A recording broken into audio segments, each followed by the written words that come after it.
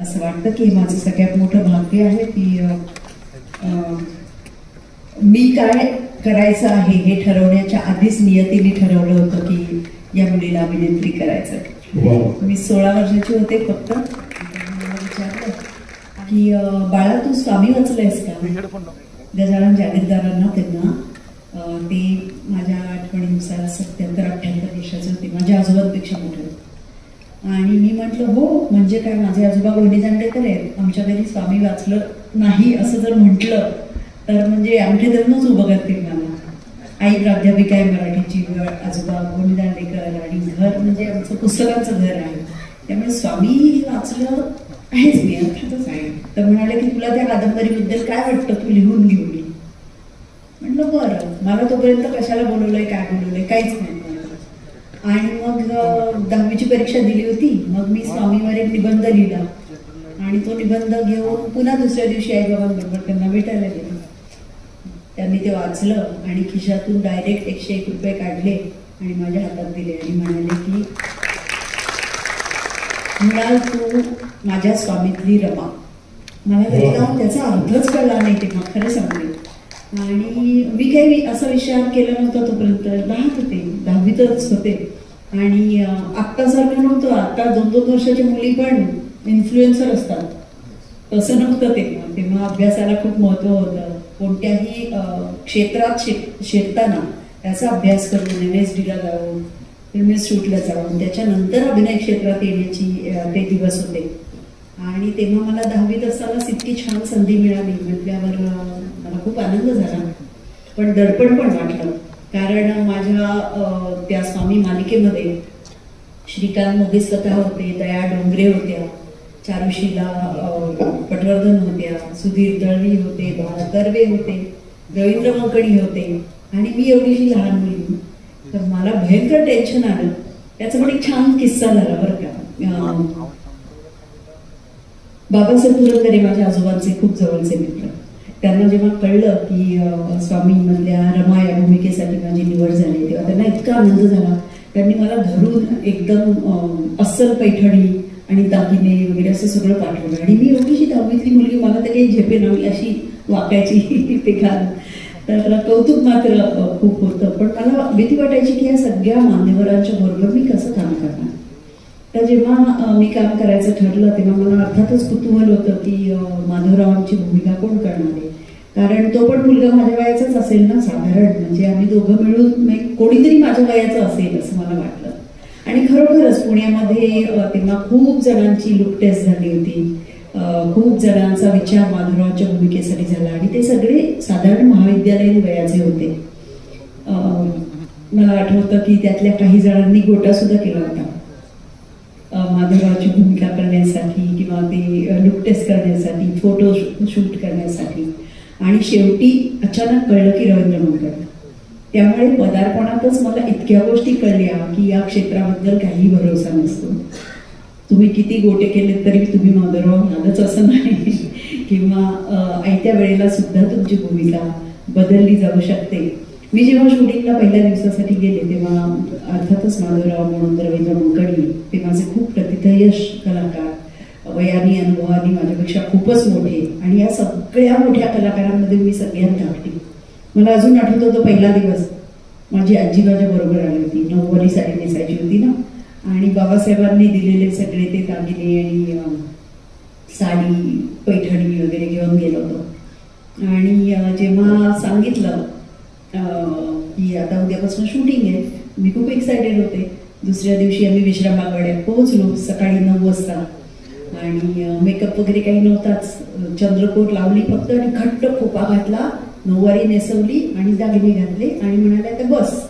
मी एका खोलीत बसून राहिले आणि दुपार झाली, 4 वाजले, संध्याकाळ झाली, 7-7:30 वाजले. तरीही ना मला कोणी स्क्रिप्ट दिलं ना मला कोणी शूटिंगला बोलवलं. मला वाटलं की काहीतरी गडबड झाली आहे. जसं गोटा केलेली मुलं फिरतायत तसं मी खोपा घातलेली म्हणून फिरणार इकडे तिकडे. मलाही बहुतेक काढून टाकलंय. दुसऱ्या दिवशी मी आईला म्हटलं मला काही जायचं नाही तिकडे, काही मला बोलवलंच नाही, बहुतेक नाहीच आहे, मला काढून टाकलंय. आई म्हणाली की नाही तसा निरोप येईल तुला सांगितलं नाही आज 9 वाजता जायचं असं. मी परत दुसऱ्या दिवशी गेले, परत नऊवारी साडी नेसली, परत खोपा घातला, परत दागिने घातले आणि धडधडत्या हृदयाने वाट बघत बसले की आता बोलवतील, मग बोलवतील. आजही मला संध्याकाळी 6-6:30 पर्यंत बोलवलं नाही. माझ्या इतकं डोळ्यात पाणी यायला लागलं. मी आजीला म्हटलं, आजी जाऊया ना आपण घरी. आजी म्हणाली, नाही, तुझं हे काम आहे आणि त्यांनी तुला घरी जा सांगेपर्यंत आपण निघायचं नाही. आणि 7:30 वाजता शेवटी मला बोलवलं. मी म्हटलं, बोलवलं बा.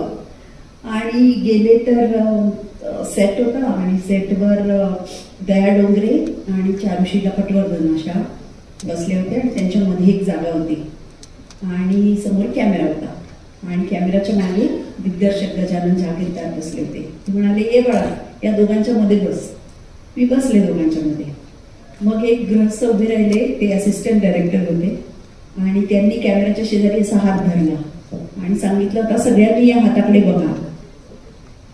मी त्या हाताकडे बघितलं, मला कळलंच नाही हे काय चाललं. मग मला सांगितलं की आता मान खाली घाल बाळा. मी मान खाली घातली. मग म्हणाले की आता परत वर बघ. मी वर बघितलं. मग म्हणाले, आता तुला खूप वाईट वाटतंय, आता तुझ्या डोळ्यात पाणी येऊ दे. मला हे जे काही चाललंय ना, ते जे काही चाललं होतं माझ्याबरोबर, त्यामुळे आपोआप डोळ्यात पाणी येत होतं. आत्ता रडू का मग रडू अशी माझी स्थिती झाली होती. मग म्हणाले, एकदा दया डोंगरेंकडे बघ. मी बघितलं. घाबरून बघ. बघितलं. चारुशीला पटवर्धनांकडे चोरून बघ. बघितलं. म्हणाले, वा, छान, जा आता घरी. मला समजेच ना, हे कसलं शूटिंग. एक पण वाक्य नाही बोलायला दिलं, आपल्याला स्क्रिप्ट नाही दिलं, सीन काय नाही सांगितलं. हाताकडे बघायचं, वर बघ, खाली बघ, इकडे बघ, तिकडे बघ, जा घरी. आणि मी तो पहिला अनुभव घेऊन एवढी घाबरले. एवढी म्हटलं की हे काही आपलं काम नाही, हे असं कसं शूटिंग. आपण सिनेमे बघतो त्याच्यात तर एवढे भारी भारी डायलॉग्स असतात, नाटकात असतात, आणि याच्यात आपल्याला काहीच नाही करायला सांगितलं. आणि घरी गेल्यावर मी म्हटलं की हा विषय आपण आता डोक्यातनं काढून टाकूया. आपल्या समाधानासाठी एखादं काहीतरी त्यांनी शूट केलं आपलं आणि घरी पाठवलं. पण 8 दिवसानंतर मला आईने सांगितलं की गजानन जहागीरदारांचा फोन आलाय आणि भेटायला बोलवलंय. मी म्हटलं, तुम्हीच जा, मी नाही येत. ते म्हणे की नाही, तुला घेऊन बोलवलंय. आणि मग मी तिकडे गेले आणि त्यांनी आम्हाला स्वामीचा पहिला एपिसोड दाखवला. आणि तेव्हा माझ्या लक्षात आलं की हे क्षेत्र हे अतिशय इंटेलिजंट माणसांचं क्षेत्र आहे. हे क्षेत्र एका दिग्दर्शकाचं क्षेत्र आहे. कारण त्याला कॅप्टन ऑफ द शिप म्हणतात. म्हणजे काय की हे जे काही सेटवर चाललेलं असतं ते फक्त त्याला माहिती असतं की तो कसं वापरणार आहे आणि ते काय करणार आहे. त्याचं जो सीन चित्रित केला गेला होता तो असा होता की माधवरावांचा पहिला दरबार आहे आणि त्या दरबारात त्यांचे काका राघोबा दादा, जे त्यांच्याहून वयाने पुष्कळ मोठे आहेत, त्या राघोबा दादांना माधवरावांनी शिक्षा सुनावलेली आहे. आता माझे शॉर्ट्स काय होते बघा. आधी मी बघते दया डोंगरेंकडे, माझ्या सासूबाईंकडे, घाबरून बघते की बापरे, आपल्या नवऱ्यानी तर आता शिक्षा सुनावली काकाला, त्याच्या त्यांना काय वाटेल म्हणून त्यांच्याकडे बघते. मग चारुशीला ताईंकडे बघते कारण त्यांचे पती आहेत ते, आता या मला पण त्रास देणार, माझ्या नवऱ्याने यांच्या नवऱ्याला त्रास दिला म्हणून माझ्या डोळ्यात पाणी आलं. आणि मग मी खाली बघितलं आणि मग मला हसू आलं कारण सगळ्या दरबारांनी टाळ्या वाजवल्या. आता हे सगळे रिॲक्शन शॉट्स होते आणि ते मालिकेमध्ये किंवा चित्रपटामध्ये कसे पेरायचे हे त्यांना माहिती होतं. माझ्यासाठी ते फक्त खाली बघा, वर बघा, डावीकडे बघा, उजवीकडे बघा होतं. पण त्याचा उपयोग कसा करून घ्यायचा हे माझ्या दिग्दर्शकाला इतकं चांगलं येत होतं की त्यांनी केवळ त्या 1 मिनिटामध्ये माझ्याकडनं ते काम करून घेतलं. आणि पहिलाच एपिसोडला लोकांची एवढी पसंती मिळाली. आणि मृणाल देव म्हणजे स्वामीतली रमा आहे, पुढची 30-40 वर्ष ही पिढी मला अख्खी स्वामीतली रमा म्हणून ओळखायला लागली. त्यामुळे हा जो प्रसंग होता, हा प्रसंग इतका माझ्या मनावर ठसला की हे क्षेत्र अत्यंत बेभरवशाचं आहे. याच्यात तुम्ही विचार केला की तुम्हाला उद्या इंजिनियर बनायचं आहे, तरी तुमच्या नशिबात जर अभिनेत्री बनायचं असेल तर तुमच्याकडे ते आपोआप चालत येतं, तुम्हाला स्ट्रगल करायची गरज लागत नाही. पण प्रेक्षकांना जर तुम्ही आवडला नाही, तुम्ही जर मेहनत केली नाही आणि तुमच्यात जर टॅलेंट नसेल आणि तुम्हाला त्या क्षेत्राने निवडलं नाही तर काहीही होऊ शकत नाही. हे सगळं मला त्या पहिल्या माझ्या पदार्पणात जाणवलं की लोकप्रियता म्हणजे काय ते कळलं. आपण नुसतं 4 वाक्य बोलली आणि लोक आपल्या सह्या घ्यायला येतात, पण ज्या माणसाने ही कादंबरी लिहिली, रणजित देसाईंसारख्या माणसाने, तो माणूस किती मोठा असला पाहिजे, हे सगळं आपल्याला पहिल्या अनुभवात कळणं हे खूप गमतीची गोष्ट आहे, महत्वाची गोष्ट आहे. आणि मला फार आनंद होतो की या क्षेत्रात पदार्पण करतानाच मला या सगळ्या गोष्टी लक्षात आल्या. खूप सविस्तर स्वामीबद्दल बोलला, स्वामीबद्दल विचारणार होतो, त्याच्या आधी भरपूर तुम्ही सांगून टाकलं. मला त्याच्या आधी विचारायचं असं होतं मला की तुमच्या अभिनयावरती किंवा तुमच्या जडणघडणीवरती तुमचे आजोबा गोडी दांडेकर यांचा किती प्रभाव आहे, कारण तुम्ही त्यांच्या सानिध्यात लहानाचे मोठे झालेला. तुम्ही तळेगाव दाभोळ्याला अनेक वेळाला राहिलेला. तळेगावच्या एका कार्यक्रमात मी तेव्हा तुम्ही शालेय जीवनात किंवा कॉलेज जीवनात असतानाचा मी एक प्रसंग तुम्हाला एकदा सांगितला होता. तर ते तळेगावचं वातावरण, पिंपरी चिंचवडचं वातावरण, पुणे शहराचं वातावरण, हे सगळं कल्चर वेगळं वेगळं आहे. जसं पिंपरी चिंचवडच्या कल्चरमध्ये आपण बोलला तसं तो जो प्रभाव आहे तळेगाव दाभोळ्याचा असा ग्रामीण भागाचा असेल. आणि तिथे आप्पांच्या बरोबर तुम्ही खूप वर्ष काही काळ काढलेला आहे. तर आप्पांचा किती प्रभाव आहे तुमच्यावरती, तुमच्या संपूर्ण याच्यावर? मला वाटतं माझे आजोबा गोडी दांडेकर हे एक वटवृक्ष होते आणि त्या वटवृक्षाच्या छायेत आम्ही तर काय त्यांचे कुटुंबीय होतो, पण महाराष्ट्रातले, भारतातले आणि देशाबाहेरचे सुद्धा अनेक माणसांना त्यांची छाया लाभली, त्यांचं मार्गदर्शन लाभलं, त्यांच्या साहित्यातून त्यांच्यावर संस्कार झाले, त्यांच्या असण्यातून त्यांच्यावर संस्कार झाले. मग अशी गिरीजींनी एक किस्सा सांगितला, मला अक्षरशः डोळ्यात पाणी आलं ते ऐकताना, की त्यांची काही संपत्ती स्थिती फारशी बरी नव्हती, लेखनावर आयुष्य त्यांचं चालू होतं, पण तरी सुद्धा देण्याची वृत्ती, मग ते पैसे तर काय ठीक आहे, पण आपल्या असण्यातून, आपल्या वागण्यातून, आपल्या बोलण्यातून, वाणीतून आणि लेखनातून असे सर्व संस्कार करणं हे त्यांनी केलं आयुष्यभर. आणि मला वाटतं की मी तर त्यांची नातच असल्यामुळे, पहिली नात असल्यामुळे माझ्यावर हे भरपूर संस्कार झाले. गड किल्ल्यांवर मी त्यांच्यामुळे फिरले, इतिहासाची आवड मला त्यांच्यामुळे लागली. आणि पिंपरी चिंचवड, तळेगाव म्हणाल तर या परिसरातले अनेक किल्ले, लोहगड, विसापूर, तुंग, तिकोना, कोरीगड, राजमाची, हे सगळे किल्ले मी त्यांच्याबरोबर अनेकदा पाहिले आणि या परिसरात मी खूप वावरले.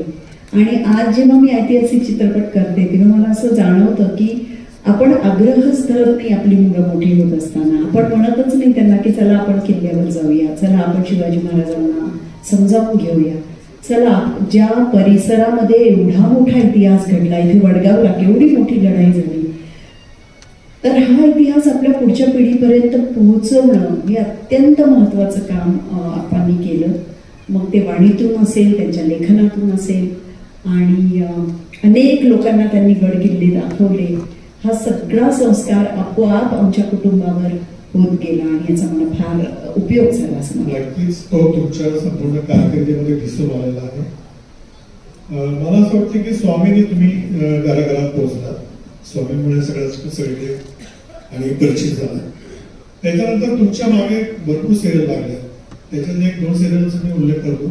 अवंतिका खूप त्या काळात गाजली आणि त्याच्यानंतर सोडकर, ती पुन्हा वाटते की तुम्ही प्रत्येकाच्या घरात गेला.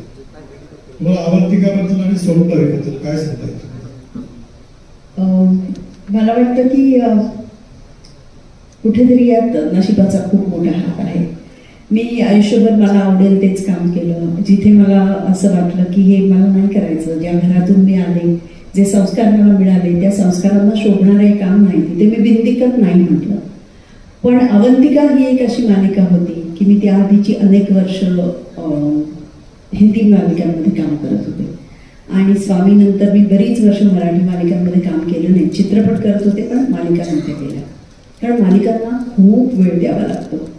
आणि दैनंदिन मालिका तोपर्यंत सुरू झाल्या होत्या. अवंतिका ही माझी पहिली दैनंदिन मालिका.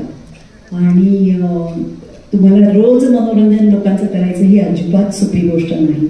त्यातून स्मिता तळवलकर, संजय सुरकर यासारखी दिग्गज माणसं त्याच्याशी जोडलेली होती.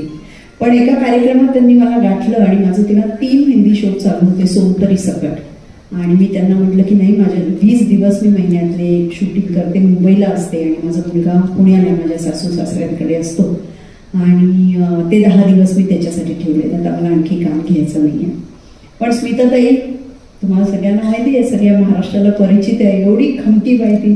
ती म्हणाली तुला काय प्रॉब्लेम आहे? म्हटलं नाही, मला पुण्यात राहिलंच पाहिजे माझ्या मुलाजवळ, कारण काही घर संसार मूल हे पण आहे ना.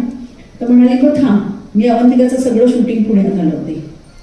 असं म्हटल्यावर आणि इतकी सुंदर भूमिका तुमच्याकडे आपणहून चालत आल्यावर मग त्याला नाही म्हणणं काही मला शक्य झालं नाही. आणि खरोखरच विराजसची शाळा असायची सकाळी 10 ते संध्याकाळी 5-5:30 आणि स्मिताताईंनी सांगितलं की मृणालचं काम करून घ्यायचं सकाळी 10 ते 5:30 या काळामध्ये.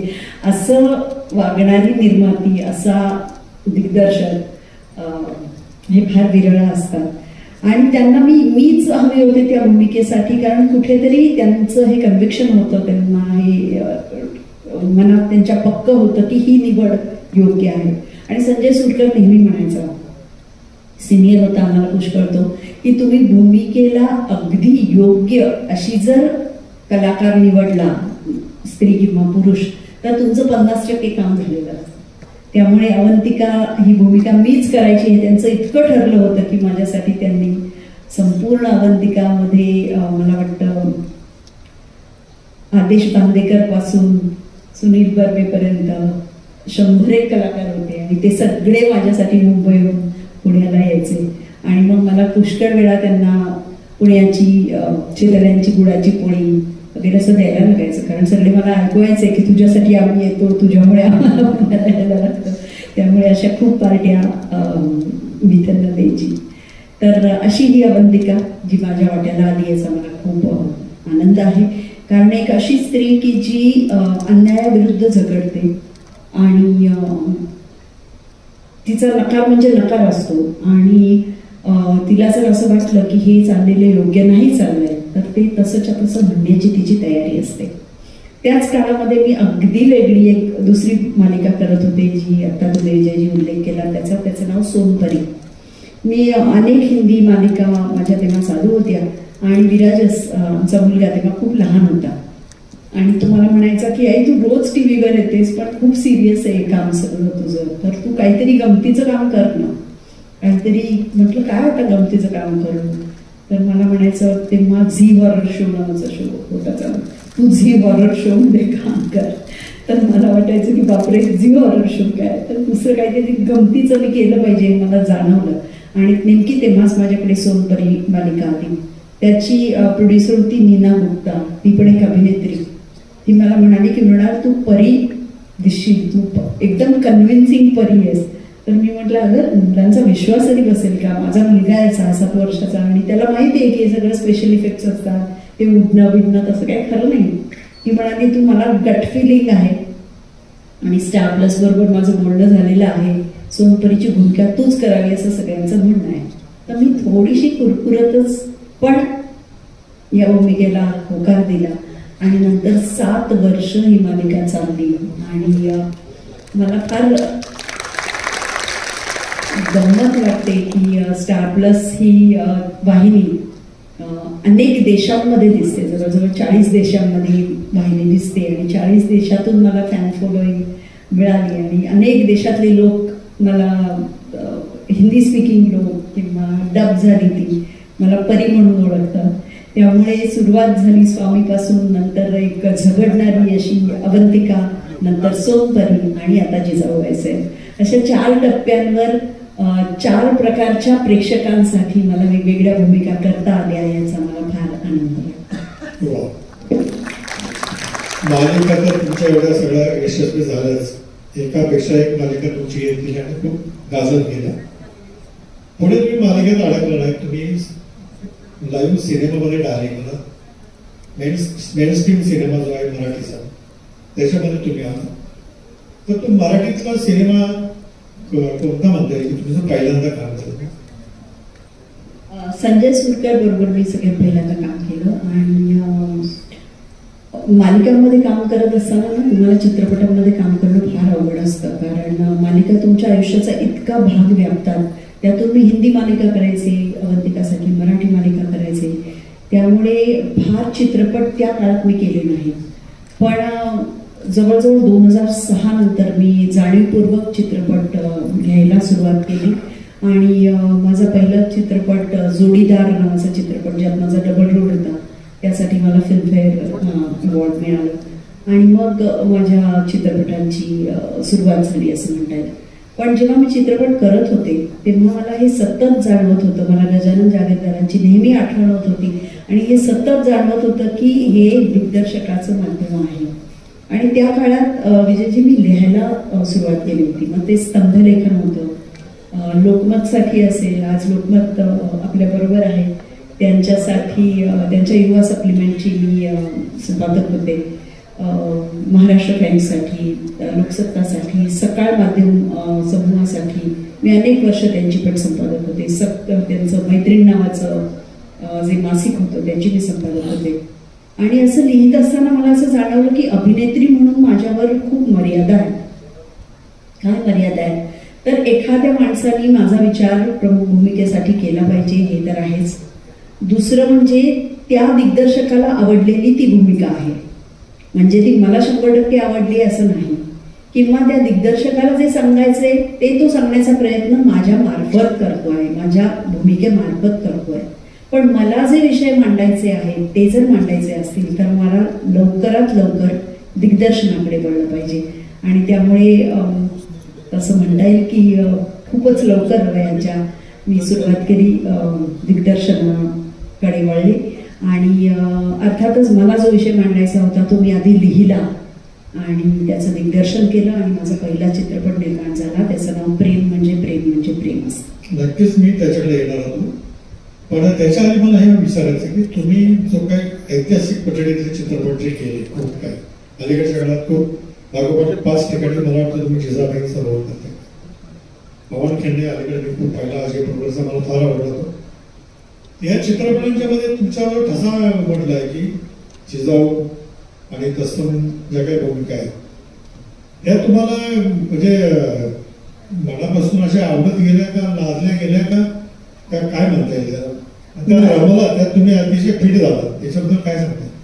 माझ्यावर काहीच लादलं जाऊ शकत नाही. आणि मला वाटतं की स्वतंत्र व्यक्तिमत्व असलेल्या स्त्रीवर किंवा पुरुषावर कोणतीही गोष्ट लादता येत नाही. आपण काम आपल्याला मनापासून आवडलं तरच ते काम मनापासून आपण करू शकतो. आणि तसं जर करायचं असेल तर त्यासाठी ती भूमिका तुम्हाला भिडायला लागते. माझ्यावर इतिहासाचा खूप पगडा आहे अर्थातच, कारण या परिसरात मी वाढली आहे. मी सुरुवातीलाच सांगितलं माझ्या आजोबांचे माझ्यावर संस्कार आहेत.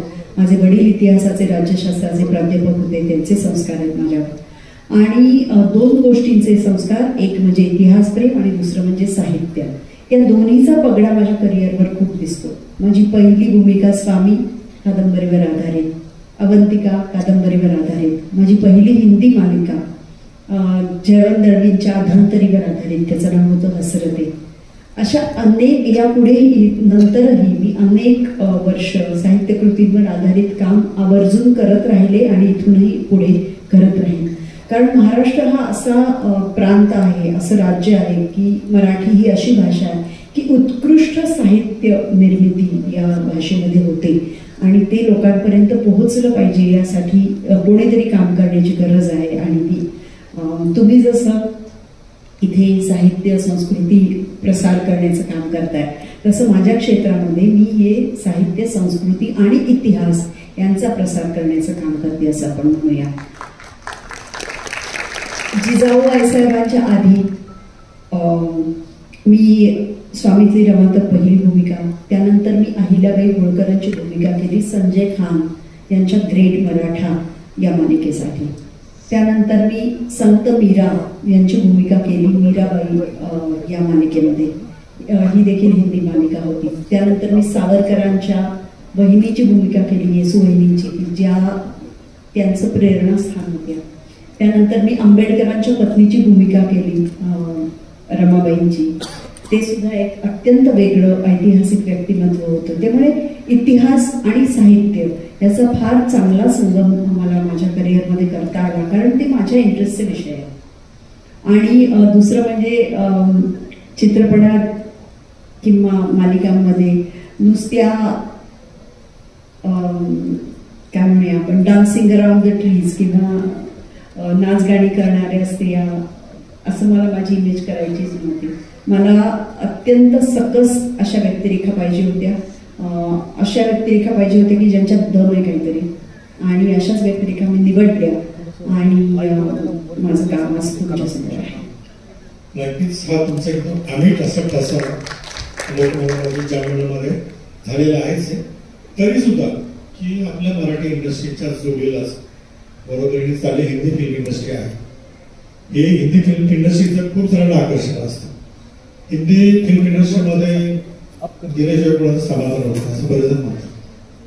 तुम्ही त्याला असू शकत नाही पात्र, तुम्ही तर याच्यातच सुपरस्टार आहात मला माहिती आहे मराठी इंडस्ट्रीमध्ये.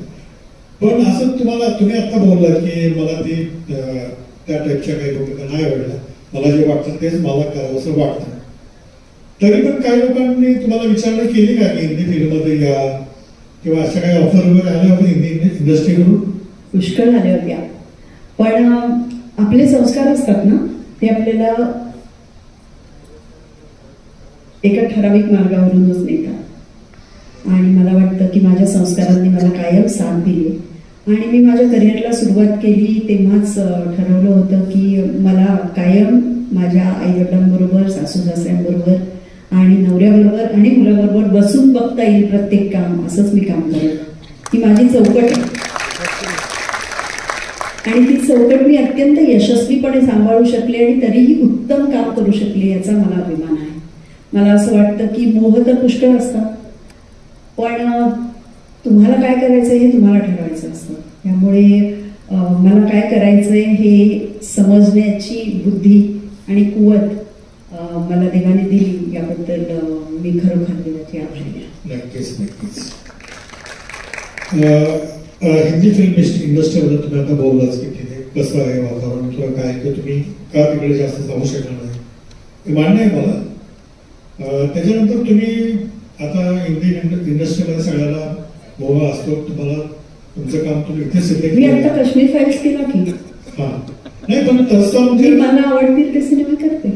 नाही नाही, मसाला चित्रपट जे म्हणतो ना आपण टिपिकल जो सर्वांना आवडतो असं की तसे मसाला चित्रपट करण्याची तुमचीच इच्छा नाही किंवा तुमचा पिंड नाही किंवा तुम्हाला आले वापर करावं असं काय आहे? तुम्हाला आवडेल मी मसाला चित्रपटात काम करेल. ठीक आहे, धन्यवाद. आपण हिंदी चित्रपटाबद्दल बोलू. मला एक अजून एक प्रश्न पडतो नेहमी या ठिकाणी जेव्हा फिल्म इंडस्ट्रीमध्ये काम करत आहे. मराठी सिनेमा आणि दाक्षिणात्य सिनेमा हे दोन प्रादेशिक पातळीवर जे सिनेमे तयार होतात, दाक्षिणात्य फिल्म इंडस्ट्रीमध्ये हिंदी फिल्म इंडस्ट्रीपेक्षा ते जे प्रादेशिक चित्रपट आहेत ते प्रचंड गाजतात. प्रचंड म्हणजे त्या हिंदी फिल्मपेक्षाही खूप जास्त कमाई त्या चित्रपटामध्ये तिथले दाक्षिणात्य चित्रपट करतात. पण मराठी सिनेमामध्ये असं होताना दिसत, याचं काय कारण आहे? याचं कारण असं आहे की आपण एका थिएटरमध्ये 2 किंवा 3 प्रकारचे चित्रपट लागतात नेहमीच. त्यातला एक असतो हिंदी ब्लॉकबस्टर, दुसरा असतो इंग्लिश ज्याचे आता लोकांना खूप आकर्षण आहे हॉलिवूडच्या चित्रपटांचं, आणि तिसरा असतो मराठी. मग आपण काय म्हणतो की अरे हा सिनेमा हिंदीतला फार भारी आहे, याच्यात तर खूप सुपरस्टार आहे, याच्यात शाहरुख खान आहे, आधी आपण तो बघूया. मग हा ऑस्कर मिळालेला सिनेमा आहे, तोही बघितला पाहिजे आपण. आणि हा मराठी, हा हा हा हे झालं की आपण मराठी बघू. एका सिनेमाचं, एका कुटुंबाचं चित्रपट बघण्याचं बजेट महिन्याचं असतं 1000 रुपये 1500 रुपये. त्याच्यात एकच चित्रपट बघून होतो. मग खरोखरच पहिला नंबर कोणाचा लागेल तर शाहरुख खानच्या सिनेमाचा लागतो.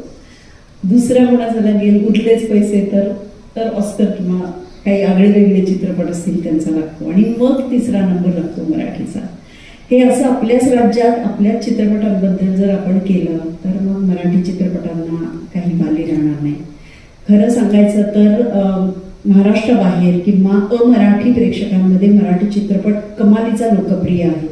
म्हणजे आता आपण सबटायटल्स लावून चित्रपट सगळीकडे दाखवतो किंवा इंटरनेटवर किंवा वेबमध्ये अनेक चित्रपट आपण बघतो. मग नेटफ्लिक्स असेल, अमेझॉन असेल, या सगळ्या हॉटस्टार असेल, या सगळ्यावर मराठी चित्रपट खूप लोकप्रिय आहेत.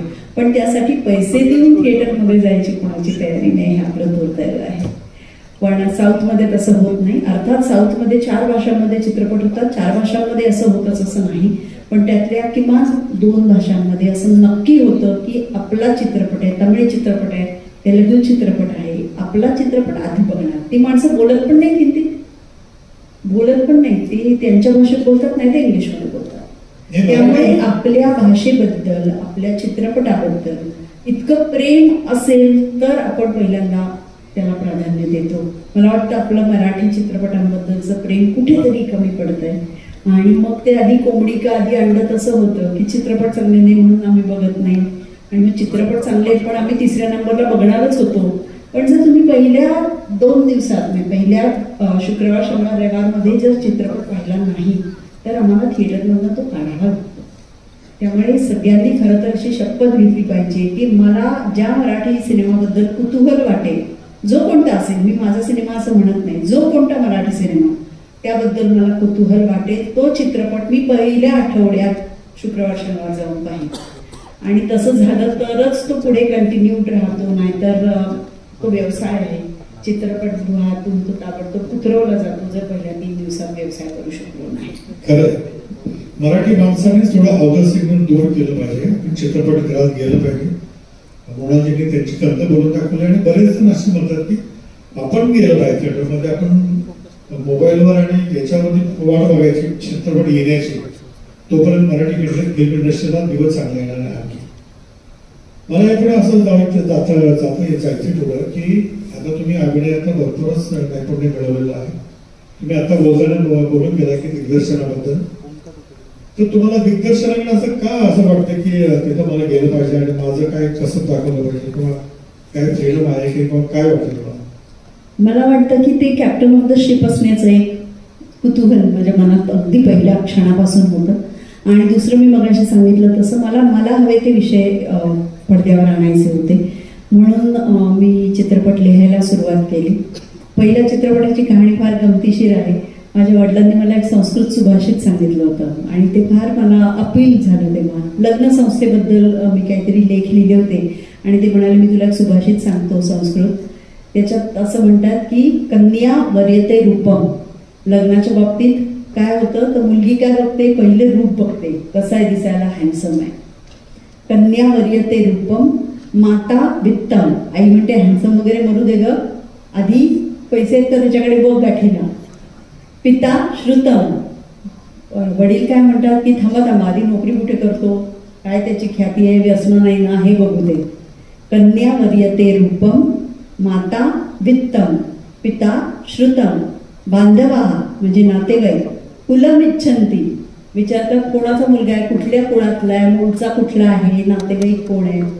आणि शेवटची ओळ खूप महत्वाची, कन्या वरीयते रूपम माता वित्तम पिता श्रुतम बांधवा कुलमिच्छन्ति भोजनम इतरे जना.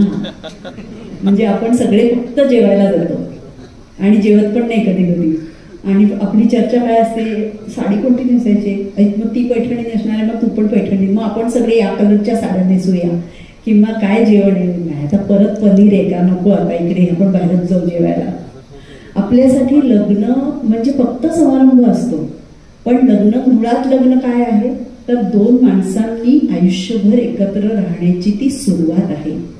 मला खरंच गंमत वाटते की जर आज खूप लग्नाचं मुहूर्त आहेत म्हणतात, 15 दिवसांनी जर आपल्यापैकी कोणालाही उभं केलं आणि 10 मुलं आणि 10 मुली समोर उभ्या केल्या आणि म्हटलं की सांगा कोण कोणाची बायको, कोण कोणाचा नवरा, आपल्याला नाही सांगता येणार. आपण लग्नाला गेलेलो असतो, आपण जेवलेलो असतो, पण आपल्याला काही माहित नसतं त्यांचं काय चाललेलं आहे. ते आयुष्य सुरू करण्यासाठी त्यांना शुभेच्छा देणं आणि त्यांना कायम पाठिंबा देणं हे खरं आपलं काम असतं. आणि तसं होताना मात्र मुळीच दिसत नाही. आणि प्रत्येक पिढीची लग्नाबद्दलची कल्पना वेगळी आहे, ती बदलत चाललेली आहे. लग्नाची वय बदलत आहे. कोणी कोणाशी लग्न करावं याबद्दल आपण मतं मांडतो. आता अगदी डिवोर्स वाटत होता, आता तसा वाटत नाही. तर हे सगळे समाजात होत चाललेले बदल आहेत. यात सगळ्यात एकच गोष्ट कॉमन आहे, ते म्हणजे भरपूर पैसा खर्च करणे. हे आपण कोणाला दाखवत असतो, त्याचा काय उपयोग असतो. अनेकदा असं होतं की आपण खर्च करतो लग्नात एवढा भयंकर, आणि लग्न झालेला मुलगा आणि मुलगी पुढची 15-20 वर्ष हप्ते भरत बसतात घराचे. तर आपण प्रॅक्टिकल विचार या बाबतीमध्ये करत नाही, आणि ज्यांचा विचार करून आपण एवढा शोषा करतो त्या लोकांचा खरं तर त्या लग्नाशी काही संबंध नसतो. हे सुभाषित मला एवढं आवडलं की त्याच्यावरनं मी ती माझ्या पहिल्या चित्रपटाची कथा लिहिली, प्रेम म्हणजे प्रेम असतं. आणि तो चित्रपट खूप आवडला सगळ्यांना, त्याला खूप अवॉर्ड्स मिळाली, चाललाही भरपूर. आणि मग त्याच प्रोड्युसरने मला सांगितलं चला आपण दुसरं काहीतरी करूया. आणि अनेक वर्ष माझ्या मनामध्ये होतं तो रमा माधव चित्रपट, जो स्वामी कादंबरीतल्या रमा पेशवे आणि माधवराव पेशवे यांच्यावर आधारित होता.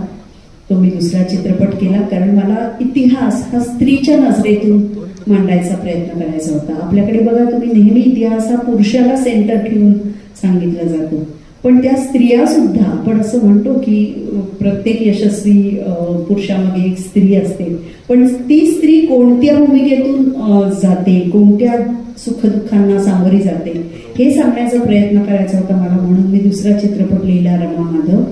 तिसरा चित्रपट तरुणाईसाठी होता टी अँड टी. परत थोडासा लग्नाशी संबंध, की मुलाला आवडते एक मुलगी आणि लग्न दुसऱ्या मुलीशी होतं, मग हे बरोबर झालं का, या संभ्रमावस्थेतल्या मुलाची गोष्ट होती. हा संपूर्ण चित्रपट मी लंडनला शूट केला.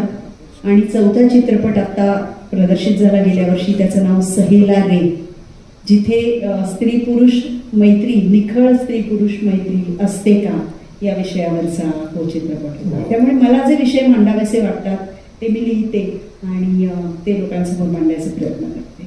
म्हणून जे आता योग घातलेल्या वेब सिरीज आहे त्याच्याबद्दल काय तुम्हाला म्हणायचं? वेब कॉन्टेंटनी तुम्हाला अभिनेत्यांना आणि दिग्दर्शकांना खूप मोठं दालन खुलं करून दिलंय. प्रेक्षकांना सुद्धा जगभरचा वेब कॉन्टेंट आता आपण बघू शकतो, स्वतःला त्याच्या पार्श्वभूमीवर तपासून बघू शकतो. आणि किती अप्रतिम काम बाहेरच्या देशांमध्ये सुद्धा होतं आहे हे जेव्हा आपण बघतो, तेव्हा आपली कलाकृती निर्माण करण्याची एक स्टाईल सुद्धा बदलत असते. त्यामुळे हा एक फार चांगला कालखंड आहे असं मला वाटतं. प्रेक्षकांसाठी तर फारच छान. घरी बसल्या बसल्या आपल्याला देशोदेशीचं मनोरंजन वेगवेगळ्या प्रकारचं आपल्याला हवं ते बघायला मिळतं आहे. आणि वेगवेगळे विषय सुद्धा आपल्याला मांडता येत आहेत. दिग्दर्शकांसाठी, निर्मात्यांसाठी, कलाकारांसाठी जे विषय एरवी थिएटरमध्ये मांडता आले नसते, असे अनेक विषय वेब कॉन्टेंटमुळे लोकांसमोर येत आहेत. नक्कीच, म्हणजे वेब सिरीज पण फायदेशीर ठरतील आणि लोकांच्या काय अपेक्षा आहेत किंवा जे काय अजून हवं आहे इंडस्ट्रीला ते वेब सिरीज देऊ शकतील असं वाटतंय मला. विषयांसाठी तर नक्कीच देऊ शकतो. मुळाजी, तुमचा स्वामीपासूनचा तरी आतापर्यंत वेब सिरीज पर्यंत आपण बोललो, तुमच्या मराठी चित्रपटाबद्दल बोललो. मला यात तुम्ही नैपुण्य मिळवलेलं आहेच आहे. त्याच्या व्यतिरिक्त मृणाल कुलकर्णी ह्या एक संवेदनशील लेखिका आहेत. त्यांनी खूप काही आता लिखाणाचं मनावर घेतलेलं असं मी ऐकलंय. तुमची 2 पुस्तकं मला वाटतं बाजारामध्ये आले. त्यातलं पहिलं तुमचं पडद्या काय मेकअप होता, याची 11वी आवृत्ती निघालेली आहे आता. हा तुमचा लेखक लोकांना आवडतोय. आता त्याच्या जोडीने आता अलीकडेच तुम्ही एक पुस्तक प्रकाशित केलं, चॉईसेस नावाचं. ते चॉईसेस मध्ये तुम्ही आत्मकथन केलंय का नॉर्वेतल्या अत्यंत गाजलेल्या संवेदनशील अभिनेत्रीचं लिव वुलमनचं. तर ही जी लिव वुलमन आहे ही अगदी तुमच्या काय प्रांतातली नाही, तुमच्या गावातली नाही, कुठली नाही, अगदी तुम्ही त्याच्याशी कसं काय रिलेट झाला आणि तिचं आत्मकथन त्याचा तुम्हाला सोयर अनुवाद का करावं असं वाटलं? करोनाच्या काळात आपण सगळेच वेगवेगळ्या व्यवसायाकडे वळत होतो. आणि आत्ताच महाराज गेले तिकडनं, पण त्यांनी सांगितलं करोनाच्या आधी ते बिल्डर होते आणि करोना नंतर त्यांनी कीर्तन करायला सुरुवात केली करोनाच्या काळामध्ये. सो करोनाने आपल्याला खूप काही शिकवलं, करोनाने आपल्याला खूप विचार करायला भाग पाडलं. आणि या काळामध्ये आम्ही पण सगळे कलाकार पण घरी बसलो होतो. आणि त्याच काळात हे लिव वुलमनचं आत्मचरित्र माझ्या हातामध्ये आलं आणि मला ते अतिशय आवडलं. ते अभिनेत्रीचं आहे म्हणून तर आवडलंच, पण तिच्यातली जी स्त्री आहे, तिच्यातली जी आई आहे, तिच्यातली जी सामाजिक कार्यकर्ती आहे, तिचे जे अनुभव होते ते लोकांपर्यंत आले पाहिजेत असं मला वाटलं. आणि जे आपल्याला आवडतं ते लोकांपर्यंत पोहोचलं पाहिजे. आणि जर तुम्हाला ते करता येत असेल तर त्यासारखा आनंद नाही.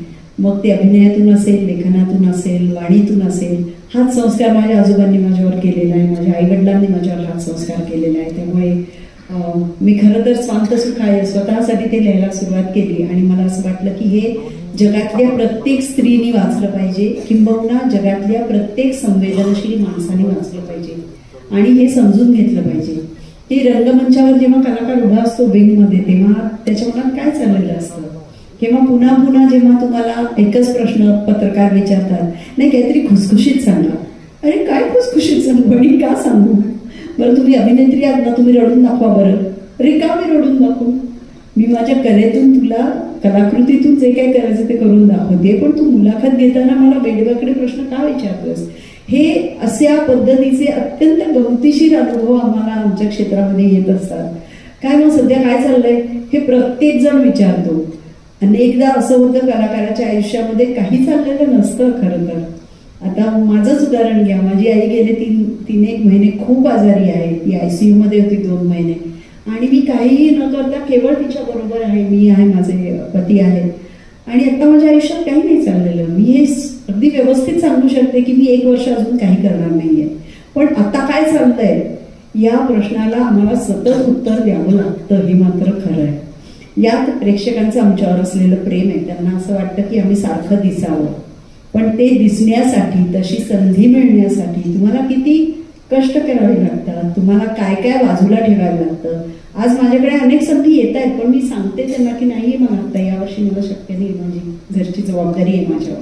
तर आम्हाला आमचं वैयक्तिक आयुष्य, आमचं करिअर, आमचं एक काय म्हणे आपण सेलिब्रिटी म्हणून असलेलं आयुष्य, ह्या सगळ्याला सांभाळत पुढे जायला लागतं. यात कुटुंब असतं. ते कुटुंब समजून घेणारं असलं, साथ देणारं असलं तर फार छान. अनेक कलाकारांची कुटुंब, त्यांचे काही प्रॉब्लेम्स चालू असतात. या सगळ्यातून कलाकार घडत असतो. या सगळ्यातून निभवून तुमच्यासाठी हसत असतो, तुमच्यासाठी लढत असतो. आणि हे अतिशय चित्रविचित्र अशी दुनिया आहे आणि फार गमतीचं असं आयुष्य आहे. मी मुद्दाम अशासाठी विचारलं, तुमचं जे काही चॉईसेस फिल्म आहे, ते पुस्तक आहे ते, त्याच्यामध्ये मी ते खूप बारकाईने वाचलं. आणि मला ती जी लिहून उलमण आहे ना, तिचं कॅरेक्टर, तिचं जे काय तिचं लाईफस्टाईल आहे, व तिने जे काही केलंय, तिचं कंबोडिया आणि व्हिएतनामच्या वॉरमध्ये तिला शांतीदूत म्हणून तिकडे पाठवलं होतं, ते तिने काम केलेलं. नंतर ती सोमालियासारख्या ठिकाणी गुब्बळीसाठी पण तिने काम केलेलं आहे. अनेक ठिकाणी ती काम करते आणि त्यातून तिचं पर्सनल लाईफ आहे, त्याच्यामध्ये खूप जवळून त्यामध्ये दाखवलेलं आहे. ते पण कॅरेक्टर्स मला खूप आवडलं. त्यातला हेबेल आवडला मला, त्यातला इंगमार बर्मन आवडला. हे कॅरेक्टर तुम्ही खूप छान त्याच्यामध्ये सोयीने अनुवाद केल्यामुळे असं वाटत नाही की तो अनुवादित पुस्तक आहे ते. तर मला असं वाटतं की तुम्ही जो लिहिण ही याची तुम्ही स्वतःला ताळून बघताय का? कारण तुमचंही काम चाललेलं आहे कॅन्सरच्या साठी वगैरे, असं वेगळ्या ठिकाणी तुम्ही मदतीचा हात करताय. नाही, कुठेतरी असं वाटतं की संवेदनशील व्यक्ती आहे, अभिनेत्री आहे, आई आहे, एक पत्नी आहे. तर या सगळ्या पातळ्यांवर तर जोडले गेलेलीच आहे मी तिच्याशी. पण त्या पलीकडे जाऊन सुद्धा जो समाजासाठीचा तिचा विचार आहे, तुम्ही आता म्हटलात गुलमन ही अभिनेत्री ही सगळ्यांना कदाचित माहीत नसेल. तिला आता लाईफटाईम अचिव्हमेंट अवॉर्ड मिळालं गेल्या वर्षी, ऑस्कर.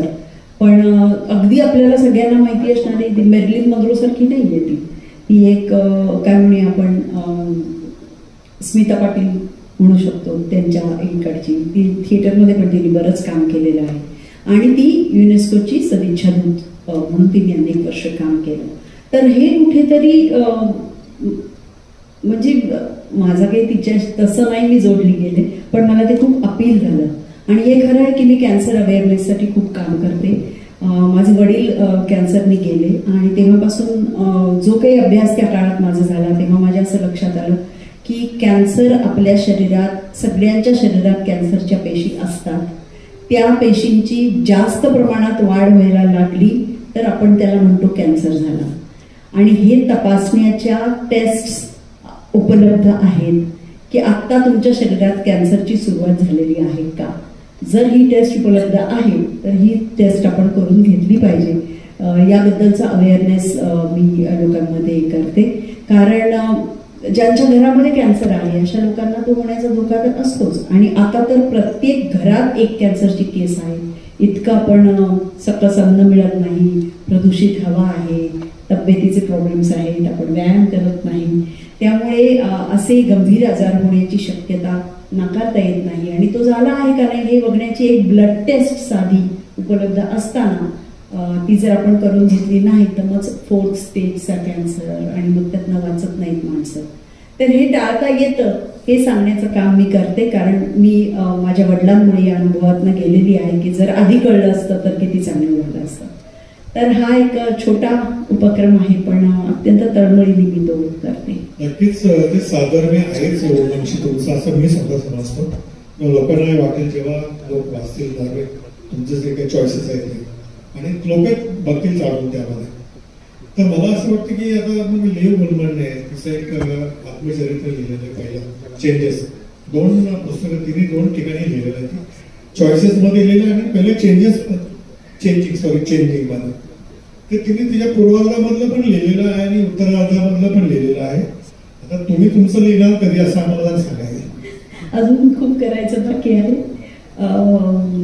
ते झालं की यायचं. मग सध्या तर माझं लेखन हे माझ्या चित्रपटांच्या कथा आणि पटकथा संवाद पुरतं मर्यादित आहे किंवा नैमित्तिक काही लिहिण्यापुरतं मर्यादित आहे. पण कालांतराने लिहीनच, कारण लोकांना या क्षेत्राबद्दल आकर्षण खूप आहे, पण त्यातले धोके कमी लोकांना माहिती आहेत किंवा या क्षेत्रात दीर्घकाळ टिकून राहण्यासाठी कसं राहिलं पाहिजे, कसं वागलं पाहिजे, काय बोललं पाहिजे हे फार कमी लोकांना माहिती असतं. त्यामुळे मला वाटतं की तेवढं मार्गदर्शन मी करू शकेन आणि थोडा वेळ अजून थोडं काम करू द्या, मग बोलू द्या.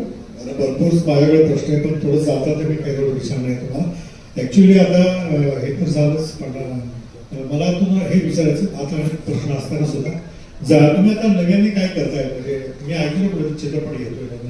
आता 3-4 चित्रपट तयार आहेत अभिनेत्री म्हणून माझे. त्यातला एक हिंदी आहे, एक 2, 3, 4 नावाचा मराठी चित्रपट आहे, खूप छान झाला आहे तो, वरुण नार्वेकरने दिग्दर्शित केलेला आहे.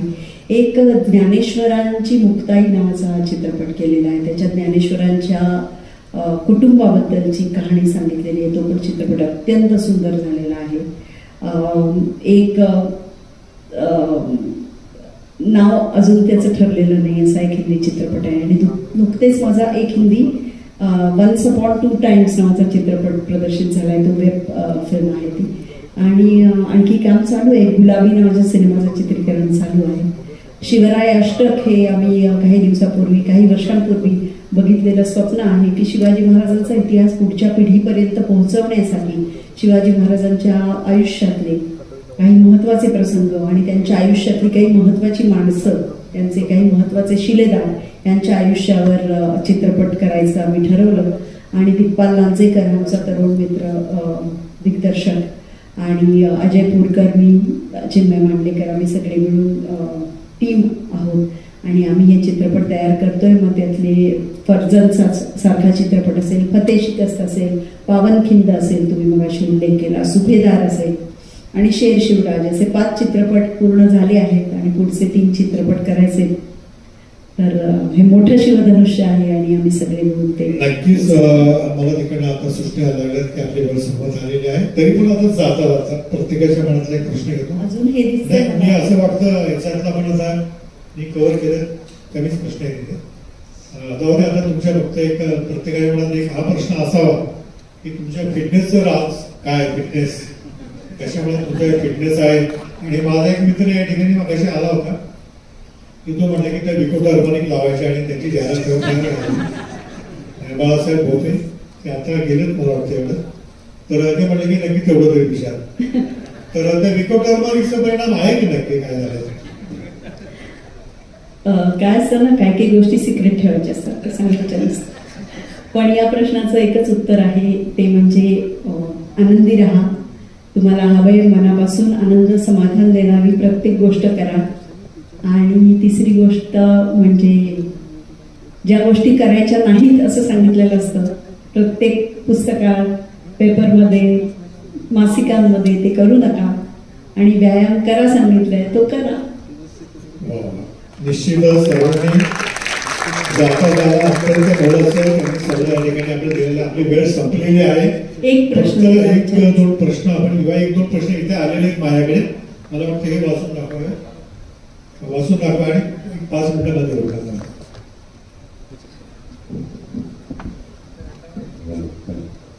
अगदी रॅपिड फायर राऊंड आपण करूया, म्हणजे सगळे प्रश्न कव्हर होतील.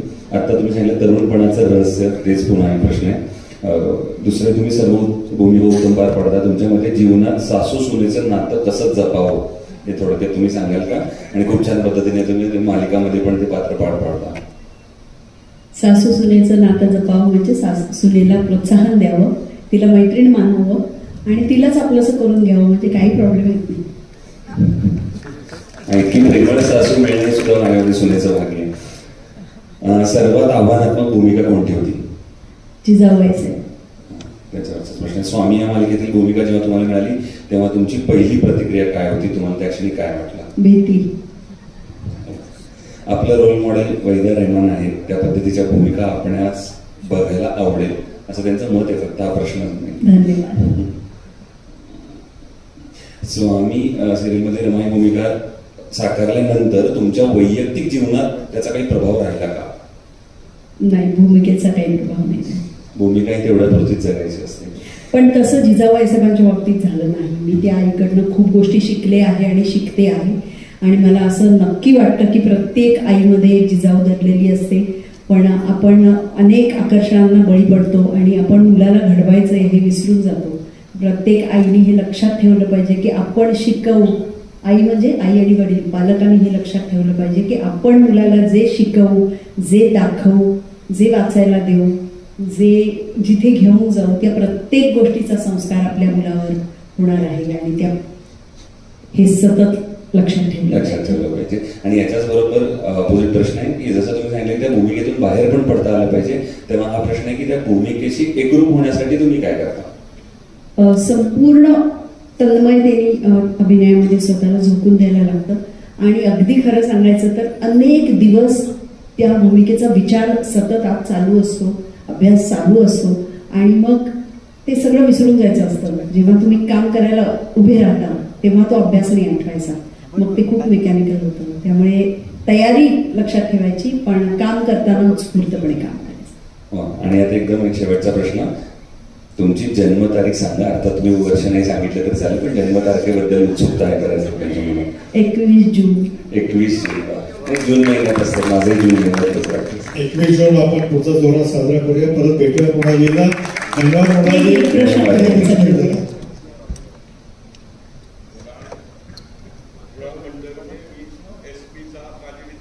अरे वा.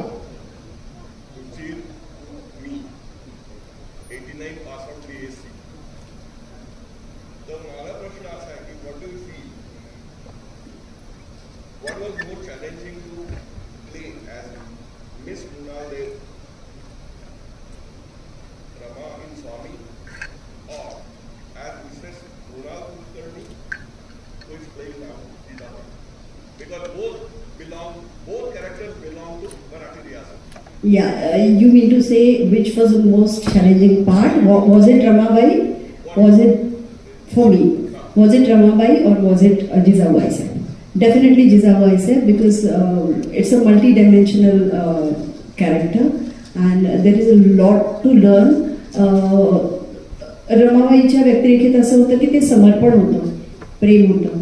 पण जिजाबाई साहेबांच्या भूमिकेमध्ये समर्पण होतं, पण स्वातंत्र्याविषयीची आस होती, संस्कारी आईचं रूप होतं, लढवई होती ती बाई, खंबीर होती, महत्वाकांक्षी होती. त्यामध्ये शी वॉज अ मल्टीफॅसेटेड वुमन आणि definitely that was a more challenge. प्रश्न संपलेला आहे. आपण खूप छान मुलाखत केली.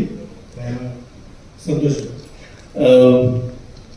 ही मुलाखत संपताना एक गोड आठवण तुमच्यासोबत जावी म्हणून आमच्या कल्चरल फाउंडेशनचे संचालक जीवन भोपे यांची कन्या भक्ती, आणि ती ती ताराबाईचा एक डायलॉग तुम्हाला ऐकवायचा आहे तिला, आणि मग आपण कार्यक्रमाची सांगता करूया. आणि जाता जाता या कार्यक्रमासाठी ज्यांनी प्रायोजकत्व दिलं ते SMK चे प्रोप्रायटर आदरणीय संतोष काटे यांचा सन्मान आपण मंचावरती घेऊ आणि कार्यक्रमाची सांगता करू. मी हम्मेराव मोहित्यांची मुलगी आणि छत्रपती शिवरायांची सून राणी ताराबाई. मुघलांना हे कळायला हवं की आम्ही मराठ्यांच्या मुली ज्या हाताने फुगडी घालू शकतो त्याच हाताने त्यांची गर्दनी मारू शकतो. हर हर महादेव. तिच्यामध्ये तुझा उत्तर आहे तुमच्याकडे.